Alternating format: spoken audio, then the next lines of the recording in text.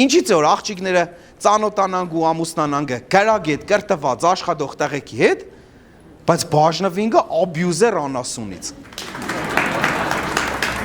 Արա ոնց կարելի է բաժնվել ու մնալ լավ ընկերներ։ Вообще բաժնվելուց հետո մարդիկ թշնամի չեն դառնա։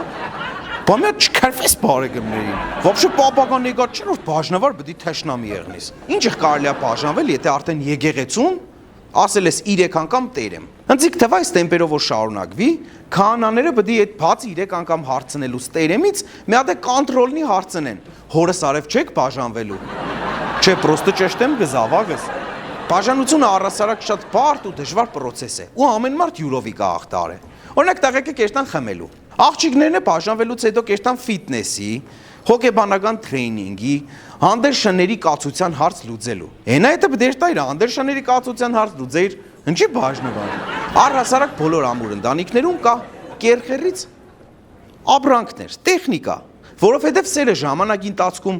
մաշվի գը, բայց կերխերի ապրանքը երբեք չի մաշվի։ Եթե գուզես ամուր ընտանիք կազմես, ինչ պետք է անես։ Պետք է տաս եկեղեցի Զաքս ու Ալեք Մանուկյան 1 քաղաք Գյումրի, այնտեղին խանութը։ Մի հատ նիսկը վերցնես կա ու երջանիկ միջև կյանքիդ վերջ կաբրես։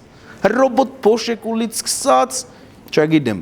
հարթուկից վերջացած։ Հիմա ինչ որ մարդ բաժնվի գա, բայց գուզե երկրորդ անգամ պսակվի։ Նույն համադին չի կրնա, դիմե։ Չէ, դե պրոստը ճշտեմ գա։